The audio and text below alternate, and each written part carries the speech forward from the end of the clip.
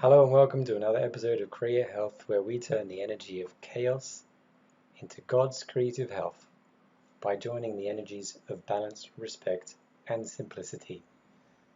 We're going to look into a young man today called Joshua, and we're going to find out what did he use and what did his parents use to help him overcome autism. So today what I want to talk about is autism, which is absolutely incurable. Isn't that right? Let's have a look. We'll find out today, hopefully. I just want to read what is autism according to the wonderful world of Wikipedia. Autism is a developmental disorder, which means you have to deconstruct every single word and you really get to the core of what they're trying to say. It can be quite crafty with words. Something is broken with a normal development, characterized by difficulties with social interaction and communication. So the kids have problems with communication, interaction. Quite simple, right? And by restricted and repetitive behavior. Sounds a little bit like me. Parents often notice signs. Why are we talking about parents? Okay, it should be important in the diagnosis of autism. Parents often notice signs during the first 3 years of their child's life. These signs often develop gradually, though some children with autism experience a worsening in their communication and social skills after reaching developmental milestones at a normal pace. So what does that actually mean? They would reach normal milestones at a normal pace and then experience a worsening of their symptoms? I'm not sure this is grammatically easy to understand. Wikipedia amazing. Autism is associated with a combination of genetic and environmental factors. So is everything, right? Everything is genetic and environmental because that is the entire of health, environment, and how your genes respond to the environment. Risk factors during pregnancy include certain infections such as rubella, toxins including valproic acid, which is medications primarily, pharmaceuticals. Toxins including pharmaceuticals, alcohol, cocaine, pesticides, lead and air pollution, fetal growth restriction, and autoimmune diseases.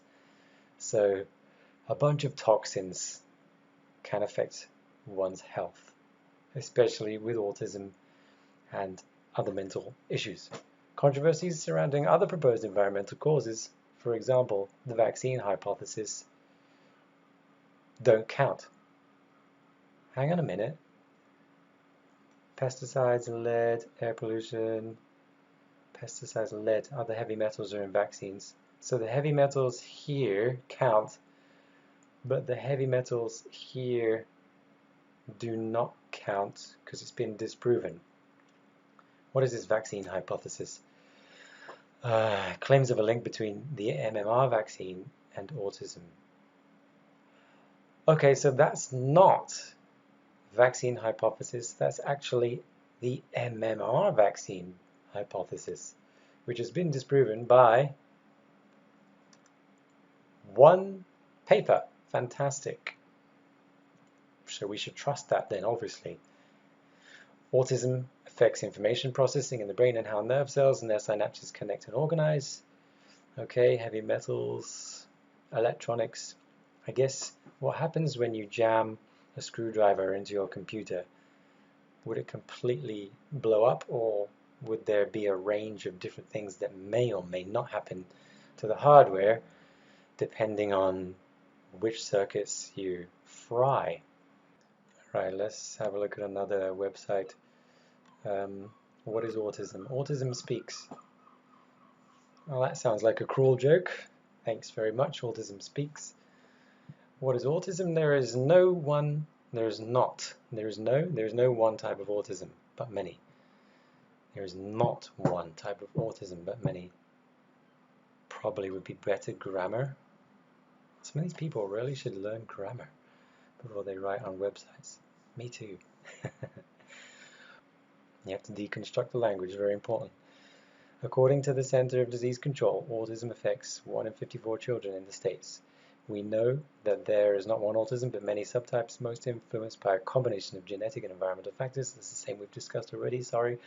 Because autism is a spectrum disorder, which means many symptoms, each person with autism has a distinct set of strengths and challenges. That sounds like a normal person. It sounds like me. Each person has a distinct set of strengths and challenges. That means you're human, I guess. The ways in which people with autism learn, think, and problem solve can range from highly skilled to severely challenged. What some people don't realize is that in some cases of autism, they can't eat and they can't walk, they can't talk, they can't even recognize another person is there to talk to, or they do not want to. They're very, very serious levels of autism, which are definitely not good, which we could probably class as a disease. So this is a really beautiful picture, lots of color. It makes it sound very cute. It's not a disease. Don't try to cure us, try to understand us. I wonder who wrote this, because it's quite sinister. There is no cure, and it's not a disease. Isn't that kind of denial? Because it is a serious, serious disease, especially for some children. It's a chronic disease which can put you in a disability your whole life, without relationships, without jobs, until you expire. So what I want to look at is the fact that our emotions, autistic emotions, whatever, affect our biology. Our biology is our emotions. Also, our biology affects our emotions. There's a two-way path, as above, so below. Anger weakens the liver, we've got here. Worry weakens the stomach. Fear weakens the kidneys, of course, because that's where the adrenaline is pumped out and where the elite like to get their adrenochrome from. Stress weakens the heart and brain. Grief weakens the lungs. So if I was stressed, if I was autistic, I might be stressed. I might be a little bit angry that I couldn't express myself and people didn't listen to me, and why am I different, and why is everybody else so easy for them? It might cause me stress. Maybe it might cause me to be angry, which would weaken my heart, my brain, and my liver. Wow, those are some really helpful organs, and I can damage them just by being stressed. That sounds quite scary. What is a bad emotion? A bad emotion is an emotion that makes you feel bad. Why would you feel bad? Because you're damaging your body. So you're weakening your body. If you're weakening your body, you're feeling bad. And that is what an emotion is. An emotion is when part of your body feels bad. So I think we really have to reclassify and understand what are emotions and what are illnesses. Certain emotions can cause cancer. Find out which ones so you can avoid them. Probably the bad ones, right? I would avoid the bad emotions. Avoid those ones and you might not get cancer. So yes, good emotions might help to cure cancer then? I can't use the word cure. They might help to reverse away from the cliff edge of cancer. I'm not sure. It's very difficult to be a health professional. You can't say anything. You're not allowed to say that cancer can be cured. Saying something that can be cured is illegal, according to the 1939 Cancer Act. Saying that this can cure that is absolutely illegal. Which makes me kind of believe that saying something is incurable should also be illegal. What is incurable? Incurable means now we cannot cure it, and in the future we cannot cure it. So just to go over again, the several factors may influence the development of autism, and is often accompanied by sensory sensitivities, and medical issues such as GI disorders, seizures, or sleep disorders. GI is the same as the brain. We know that there's a gut-brain axis of connection, so it might well have something to do with antibiotics that destroy the gut in the child's early development. It may have something to do that's crossed the blood-brain barrier and got stuck there. Now, what does electricity attract to? And what attracts to electricity? What do we use to put electricity down in a circuit? Is it metal? What could cause such a heavy burden for a child who cannot see another person, communicate with them, talk, or learn? What is holding them back and weighing them down? Something very heavy. I wonder what that could be. Anyway, if we look further into Hamer, who was an amazing scientist, in 1995, the Public Prosecutor's Office of Wiener Neustadt examined 6,500 patient cases from Burgau who were considered incurable. Now, this is a really interesting word, incurable.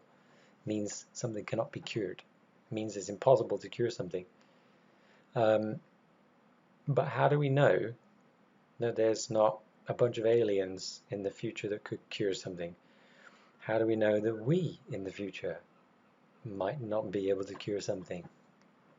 So, we don't know. We really don't know. How can we be so pompous and egotistical to say that something is incurable? I don't understand people sometimes. How can they hear such a word and believe it? Because that requires us to foretell the entire of the future of the human race to say that something is incurable. Incurable is impossible. Incurable is like proving something doesn't exist, proving an existential negative is also well known in psychology, philosophy to be impossible. You cannot prove that something does not exist. Existential means the existence of. So you cannot prove that something does not exist.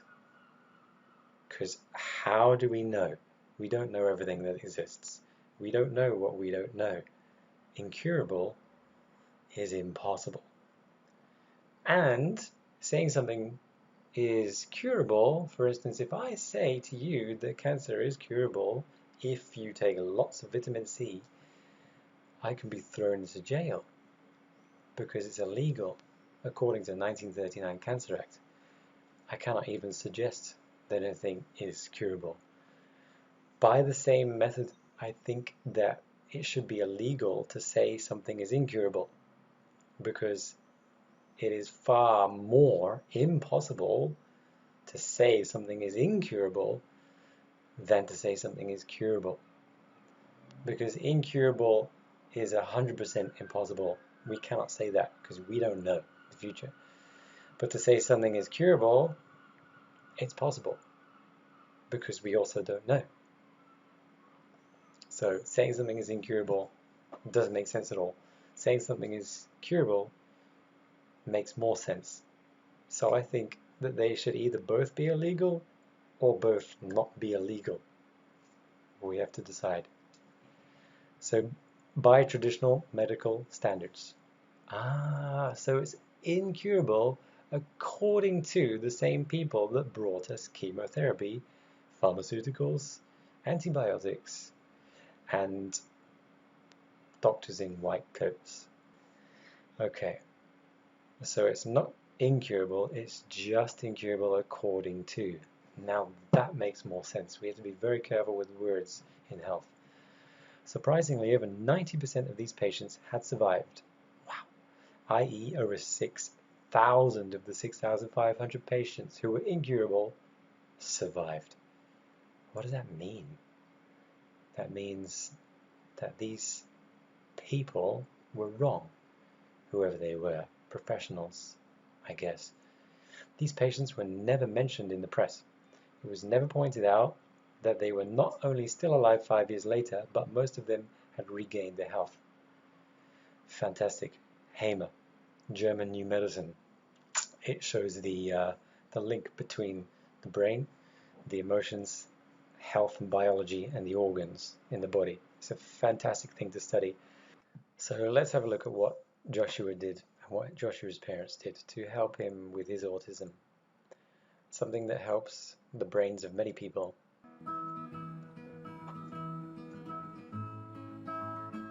Joshua. Born 17th of March 2015, as a baby he was smiling, happy, babbling and loving. Lots of fun and laughter. With his brother Jamie. Hugs and kisses for everyone. With baby-led weaning, he also ate lots of foods. At around 18 months, we noticed big changes. What happens at around 18 months or just before 18 months? What do we do with regards to toxins to babies with things like lead, etc., that we've already looked at? What do we do to babies around that period of time that may or may not cause them to get autism? We started to notice we could never get a photo with eye contact. He started eating only yellow foods, chips and nuggets. No interactive play with his brother.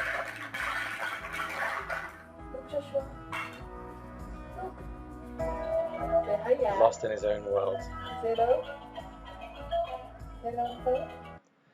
So, children with autism often like to eat yellow foods because they're often supporting perhaps parasites also in their stomach, their GI tract. And the more carbohydrates that you eat, the more that you want, because they're just really full of sugar, feeding all the things that are feeding off of the metals perhaps in the body and the parasites in the body. Yeah, so we have to ask why do people gravitate towards carbohydrates and sugar, this instant fuel source that goes straight to the brain? Who's Smiley? No acknowledging his little sister Molly. Joshua? He even had his hearing checked, Joshua? and he appeared not to hear. Joshua? The silence was the worst bit. Hey, Vague. Joshua? Lots of stimming and bouncing. Strange behaviors often appeared when he was hearing voices.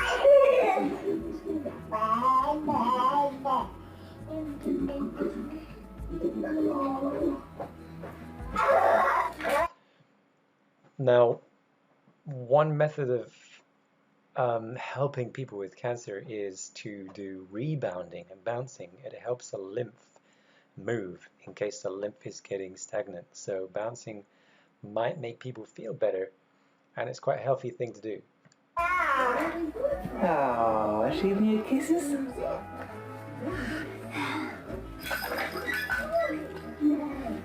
Hey? So much jumping on his knees, day and night. If she tried to interact, he would move away. Did you hear them, He was Joshua? losing weight and sometimes Joshua? went days with no food. Did you hear me? Lots of frustration, hitting himself at tantrums. Tell me autism is not a disease. This is terrible. He's very anxious and very stressed, and that's causing his heart problems, brain problems, and liver problems, like we've just learned.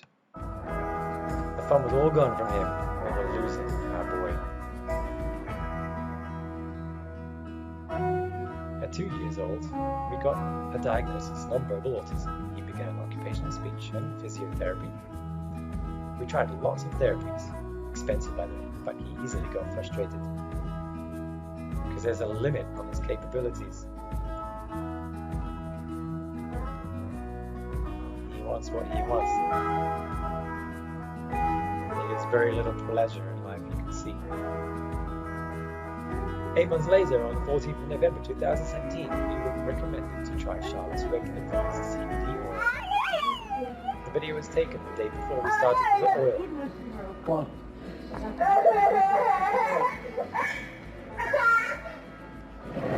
Very stressed, very upset, lost, wandering. This video was taken 3 weeks later in the same shopping. Oh, look. Joshua. Joshua, where? Oops, eye direction. Wow. Body language. Very good. He went and got himself a pear and just started eating. Fruit. Healthy. Within days he was eating everything in sight. Chicken, rice. Amazing. After just 1 month, his crush and some of his therapists called to ask what had caused such massive changes. The laughter came back and the fun with his brother. Is that fun? He even found love with mom.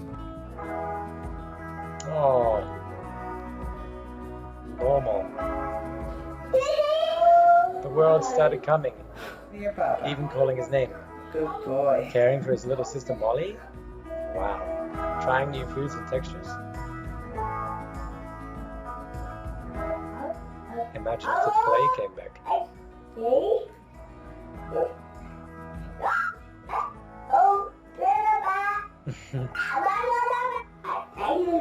And reading stories to Molly. Wow.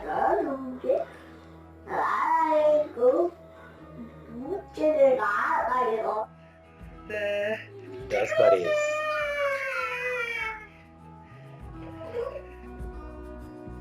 Now at nearly 4 years old, we see a future for him. We see his personality. We hear him and laugh. We hear him laugh. Joshua, Yeah? what are you? Wow. You're a toy. What are you doing in that toy basket? Totally back. Are you a toy? Yeah. What type of toy are you? You a big toy? Yeah. Yeah?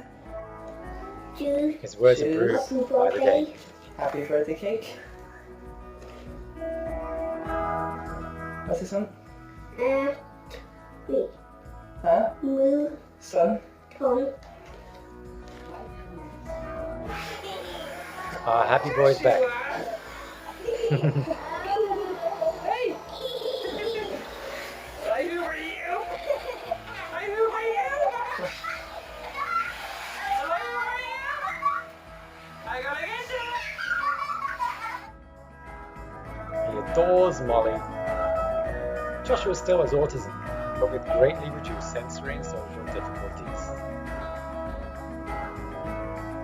I hope Joshua's story inspires and educates people about the positive effects of CBD oil.